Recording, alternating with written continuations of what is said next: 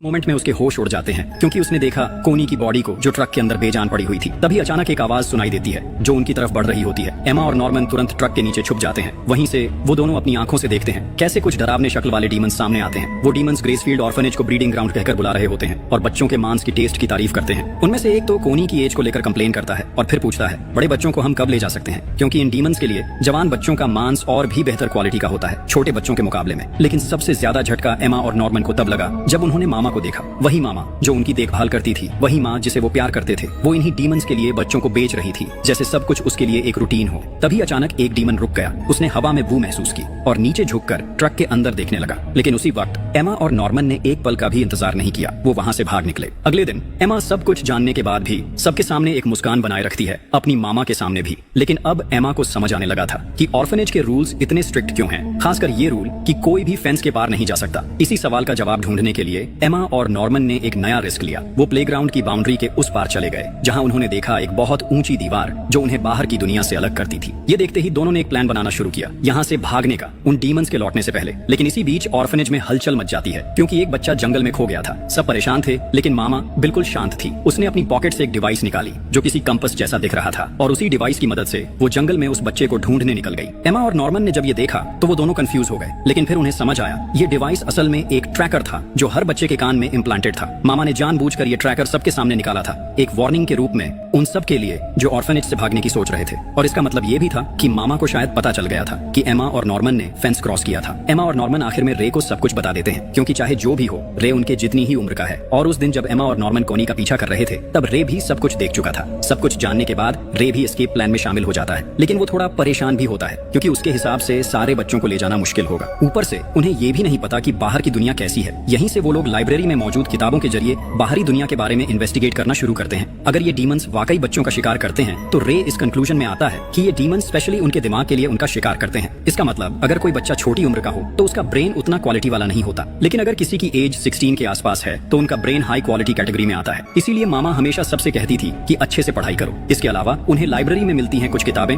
जो मोस्टली एक ही आदमी ने लिखी थी जिसका नाम था विलियम मिनर्वा, और वो ये भी रियलाइज करते हैं कि हर किताब के स्टैम्प में अलग अलग मोर्स कोड छुपा होता है। एमा के मुताबिक ये कोड्स जानबूझकर उन लोगों के लिए बनाए गए थे जो ऑर्फनेज छोड़ना चाहते थे। कुछ ही वक्त बाद मामा सभी बच्चों को बुलाती है एक नए असिस्टेंट से मिलवाने के लिए जिसका नाम होता है सिस्टर क्रोन। लेकिन सिस्टर क्रोन की एंट्री एमा, नॉर्मन और रे को थोड़ा परेशान कर देती है क्योंकि अब उनके एस्केप प्लान के लिए एक और नई मुश्किल खड़ी हो गई थी। अपने कमरे में बैठकर मामा सिस्टर क्रोन को बताती है कि कुछ बच्चे ऑर्फनेज का राज जान चुके हैं, लेकिन मामा उससे कहती है कि वो ये बात अपने सुपीरियर्स को रिपोर्ट ना करे क्योंकि अगली डिलीवरी तक सिर्फ थोड़ा सा वक्त और बचा है। अगले दिन एमा और उसके दोस्तों ने छोटे बच्चों को एस्केप के लिए ट्रेन करना शुरू किया, लेकिन इस ट्रेनिंग को उन्होंने एक गेम का हिस्सा बना दिया ताकि किसी को शक ना हो। लेकिन किस्मत को कुछ और मंजूर था। जब सब मजे से गेम खेल रहे थे तभी अचानक सिस्टर क्रोन भी गेम में शामिल होने आ गई। सिस्टर क्रोन ने इन बच्चों की स्मार्टनेस को मान भी लिया, लेकिन सबसे बड़ी हैरानी तब होती है जब पता चलता है कि क्रोने खुद मामा को हटाकर उसकी जगह लेना चाहती है। अगले दिन एमा, नॉर्मन और रे अपने पिछले गेम के बारे में बात कर रहे होते हैं, लेकिन उन्हें महसूस होता है कि कुछ तो गड़बड़ है क्योंकि सिर्फ सिस्टर क्रोन का अचानक गेम में शामिल होना ही नहीं बल्कि मामा का इतना शांत रहना भी अजीब था, जबकि उनका खेलने का एरिया फेंस के बिल्कुल पास था। इस ऑब्जर्वेशन के आधार पर नॉर्मन को शक होता है कि बच्चों में से कोई एक उनका जासूस हो सकता है। इसी वजह से वो अपना राज दो और बच्चों के साथ शेयर करते हैं, डॉन और गिल्डा,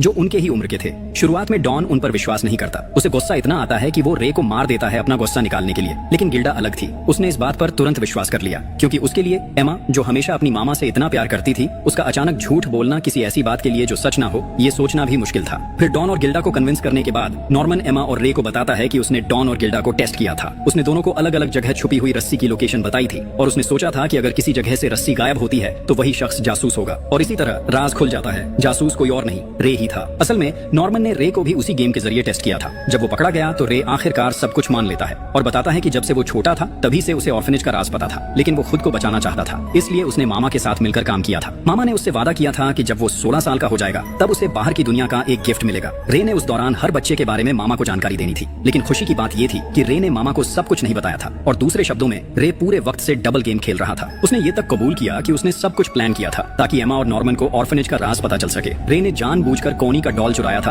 और उसे हॉल में रख दिया था। ये जानकर एमा ने तुरंत उसे माफ कर दिया। वैसे ही नॉर्मन ने भी देखा कि रे का रोल शायद उनकी सच में मदद कर सकता है। उसी रात रे ने नॉर्मन को वो सामान दिखाया जो उसने इकट्ठा किया था ताकि उनके कानों में लगे ट्रैकर्स को निकाला जा सके। हालांकि उनका प्लान ये था कि वो सभी बच्चों को साथ ले जाएंगे, लेकिन रे के हिसाब से सिर्फ कुछ ही बच्चों को ले जाना बेहतर होगा, क्योंकि अगर ज्यादा बच्चे हुए तो पकड़े जाने का रिस्क भी उतना ही ज्यादा होगा। रे तो ये तक सजेस्ट करता है कि नॉर्मन को एमा को ट्रिक करना चाहिए, जैसे वो सभी बच्चों को ले जाने का प्लान कर रहा है। लेकिन जब वो दिन आता है तो सिर्फ तीनों ही वहाँ होते हैं और उनके साथ डॉन और गिल्डा, जो असल में ऑर्फनेज से भागने वाले थे। नॉर्मन को जब ये सब पता चलता है तो वो तुरंत ये आइडिया रिजेक्ट कर देता है कि एमा को धोखा दिया जाए, क्योंकि एक तो ये बहुत ही बुरा होता और दूसरा नॉर्मन को तो वैसे भी एमा पसंद थी और वो उसके साथ ऐसा कभी नहीं कर सकता था। उस मुलाकात के बाद रे ने नॉर्मन से गद्दारी कर दी और मामा को बता दिया कि नॉर्मन उसे पॉइजन देना चाहता था। इस इन्फॉर्मेशन को सुनकर मामा उसका शुक्रिया करती है। इसके अलावा मामा ने अगली डिलीवरी स्केड्यूल के बारे में भी बताया। पता चला कि अगली डिलीवरी जनवरी में होने वाली है, या फिर एग्जैक्ट कहें तो रे के 16वें बर्थडे पर। अगले दिन जब सभी टीनेजर्स एक साथ मिलकर भागने की तैयारी डिस्कस कर रहे थे, तभी अचानक उनके सामने सिस्टर क्रोने आ गई। शुरुआत में एमा और बाकी सबको डर लगा कि कहीं सिस्टर क्रोन उन्हें मामा के पास ना ले जाए, लेकिन उसके बाद सिस्टर क्रोन ने एक ऑफर दिया और अपनी टैटूज और ट्रैकिंग डिवाइस के निशान दिखाए। फिर उसने अपना असली मकसद बताया।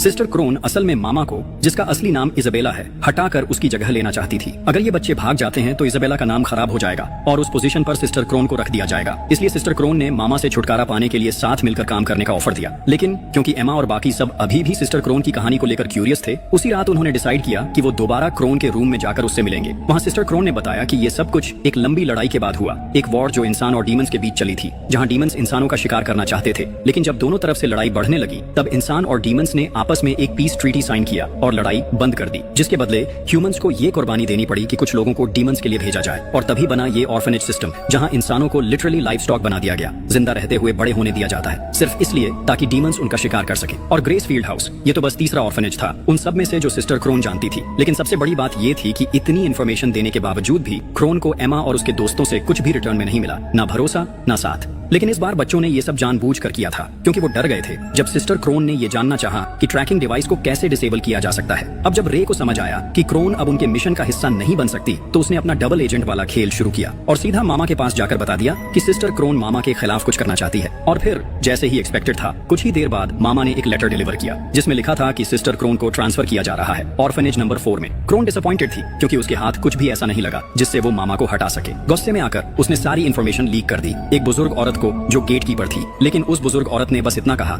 जब तक सब कुछ कंट्रोल में है टेंशन लेने की जरूरत नहीं। और फिर उसने एक और बात बोली, इजाबेला मेरी सबसे खास स्टूडेंट रही है। अपनी अलग सोच और टैलेंट की वजह से इजाबेला को आखिरकार माँ बनने के लिए चुना गया, वही माँ जो फ्यूचर के नए ब्रिलियंट बच्चों को तैयार करने में कामयाब रही। लेकिन उस इंसिडेंट के बाद मामा ने सब पॉसिबल खतरों को पहले से सोचना शुरू कर दिया था। इसी प्लानिंग के चलते उसने तुरंत एमा और नॉर्मन को पकड़ लिया जब वो दोनों डिवाइडिंग वॉल के पास घूम रहे थे। अब सब राज खुल चुके थे। एमा और नॉर्मन के पास सिर्फ 2 रास्ते बचे थे, या तो हार मान लो या फिर भागने की कोशिश जारी रखो। सब कुछ बेकार सा लगने लगा था, लेकिन सबसे बड़ा झटका तब लगा जब नेक्स्ट डिलीवरी का दिन आया और पता चला इस बार जो बच्चा भेजा जा रहा है वो रे नहीं नॉर्मन है। जैसे जैसे डिलीवरी का दिन पास आने लगा, एमा और रे बार बार नॉर्मन को समझाने की कोशिश करते रहे कि वो अकेला भाग जाए या कम से कम कहीं छुप जाए। जब तक सब मिलके भागने का वक्त नहीं आता, वो दोनों नहीं चाहते थे कि उनका दोस्त उनके सारे प्लान्स को छोड़ के हार मान ले। तभी रे ने अपना एक पुराना राज नॉर्मन से शेयर किया। बचपन में ऑर्फनेज आने से पहले रे एक जगह पर था जिसका नाम था हेडक्वार्टर्स। वहाँ उसने बहुत सारे छोटे छोटे बच्चों को देखा था और उनके साथ कुछ डरावने डीमंस भी। रे को पूरा यकीन था कि ग्रेसफील्ड का गेट उसी जगह से कनेक्टेड है, इसीलिए उसने नॉर्मन को ये वार्निंग दी, द बिरांटी। फिर रे ने अपना ट्रैकिंग डीएक्टिवेटर नॉर्मन को दे दिया। अगली सुबह नॉर्मन ने अपना एस्केप प्लान एग्जीक्यूट किया। वो वॉल पर चढ़ गया, लेकिन जैसे ही उसने वॉल के उस पार देखा, उसका दिल संक गया। वहाँ एक गहरी खौफनाक घाटी थी जिसे पार करना इम्पॉसिबल लग रहा था। थोड़ी देर बाद एमा और बाकी सबको पता चला कि नॉर्मन वापस आ गया है और उन्हें उसकी ये मूव से बहुत डिसअपॉइंटमेंट हुई। लेकिन खुशकिस्मती से जब सब होप खत्म हो रही थी, नॉर्मन ने एक नया रास्ता ढूंढ निकाला, एक ब्रिज जिसे वो लोग यूज कर सकते थे भाग निकलने के लिए। और सबसे बड़ी बात, नॉर्मन ने ट्रैकिंग डीएक्टिवेटर का यूज ही नहीं किया। इसका मतलब था कि वो डिवाइस अब भी सेफ था और किसी और मौके पे यूज हो सकता था। नॉर्मन ने डिसाइड किया कि वो अपने दोस्तों को एक मुश्किल मिशन में डालने से बेहतर खुद को कुर्बान कर दे।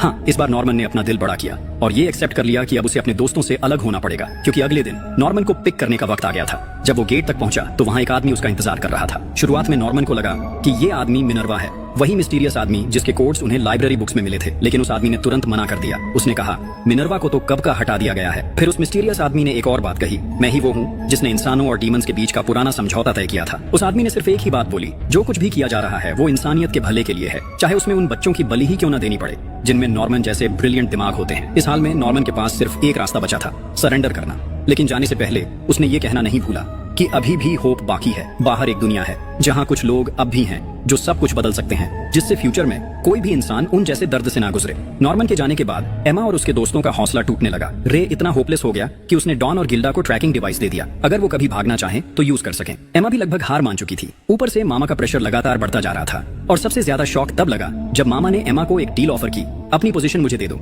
और तुम मेरी जगह ले लो। 2 महीने बाद रे के बर्थडे से पहले एमा चुपके से उसके पास गई और यहीं पे सच सामने आया कि वो दोनों अब तक पूरी तरह हारे नहीं थे। जब मामा उन सब पर नजर रखती थी तभी एमा ने सीक्रेटली डॉन और गिल्डा को एक जिम्मेदारी दे दी थी, बच्चों को ट्रेन करने की, ताकि जैसे ही टाइम मिले वो अपना मिशन पूरा कर सके। रे ने सजेस्ट किया हम ये सब आज रात ही करते हैं। उसके पास एक प्लान था, पूरे ऑर्फनेज को आग लगा देना ताकि फायर देखकर मामा बिजी हो जाए और डीमन लॉर्ड सोचें कि ये कोई इमरजेंसी इवैक्यूएशन का पार्ट है। लेकिन सब कुछ परफेक्टली होने के लिए रे ने एक और एक्सट्रीम स्टेप उठाया, उसने खुद पर तेल डाल लिया। हाँ, उसने जान के ऐसा किया क्योंकि वो नहीं चाहता था कि डीमंस कभी उसे पकड़ पाएं। वो चाह रहा था कि मामा वो दर्द महसूस करे जो उसने तब महसूस किया होगा जब उसका अपना बेटा, जिसे बचपन से पाला, प्यार दिया, आग में जल के उसके सामने खत्म हो जाए। लेकिन उस मोमेंट में भी एमा ने वक्त पर पहुंच के रे की जान बचा ली। वो मामा को ट्रिक करने में सक्सेसफुल हो गए। एमा वापस जुड़ गई थी उन बच्चों के साथ और रे भी अभी तक जिंदा था, सेफ था। जैसे ही रे मैच स्टिक गिराने वाला था, एमा ने उसे तुरंत पकड़ लिया और वहीं उसने अपना प्लान रिवील किया, एक ऐसा प्लान जिसमें किसी को अपनी जान देने की जरूरत नहीं थी। एमा ने रे की जगह एक डमी बॉडी रखी ताकि मामा को लगे कि रे सच में मर गया, और रे के कान में लगा ट्रैकिंग डिवाइस एक छुरी की मदद से डीएक्टिवेट कर दिया गया। एस्केप के दौरान जब सब वॉल की तरफ भाग रहे थे तब एक और सच सामने आया, जो कुछ भी एमा कर रही थी वो एक्चुअली नॉर्मन के इंस्ट्रक्शंस पे हो रहा था। नॉर्मन को पहले से पता था कि जब वक्त आएगा रे सुसाइड मिशन चूज करेगा। वो उस दिन उसके रूम में रखे केरोसिन के स्टॉक देख चुका था और जब एमा उस दिन सबके सामने हारी हुई दिखी थी वो भी सिर्फ एक ड्रामा था ताकि वो सीक्रेटली सारे बच्चों तक ये बात पहुंचा सके कि मामा उन सबके साथ कितना बड़ा धोखा कर रही है। अब इन बच्चों को झूठ बोलने की जरूरत नहीं थी, वो अब सच जानते थे और तैयार थे ऑर्फनेज से निकलने के लिए। लेकिन एक बड़ी प्रॉब्लम थी, सभी बच्चों को ले जाना पॉसिबल नहीं था। जो बच्चे 4 साल से छोटे थे उन्हें जानबूझकर पीछे छोड़ा गया। तभी एमा ने एक छोटे से बच्चे से प्रॉमिस किया, मैं 2 साल बाद वापस आऊंगी तुम सबको यहाँ से निकालने के लिए। और जैसे ही वो लोग अपनी एस्केप रूट पे बढ़ने लगे, अचानक से एक वार्निंग अलार्म बज उठा। सिग्नल था कि डीमंस ने ब्रिज पे सिक्योरिटी और टाइट कर दी है, वही ब्रिज जहाँ से एमा और बाकी सब निकलने वाले थे। लेकिन ये भी नॉर्मन ऑलरेडी प्रेडिक्ट कर चुका था। अपनी एक चिट्ठी में उसने एमा को गाइड किया था कि ब्रिज का रास्ता रिस्की होगा, इसलिए वो बच्चों को लेकर क्लिफ क्रॉस करें। वो खाई जिसे पहले इम्पॉसिबल माना गया था। एमा की बारी आई ही थी, तभी अचानक सब हैरान रह गए क्योंकि मामा वहां आ गई थी। सबको हैरानी इस बात की थी कि मामा कैसे पहुंच गई, लेकिन उसके कहने के मुताबिक ये जगह वही थी जहां कभी उसने खुद को छुपाया था जब वो यहाँ से भाग रही थी। लेकिन जब उसे कोई रास्ता नहीं मिला तो इजाबेला ने फाइनली हार मान ली और डिसाइड किया कि वो एक मां बनेगी और अपने वूम्ब में जो बच्चा था उसकी जिम्मेदारी उठाएगी।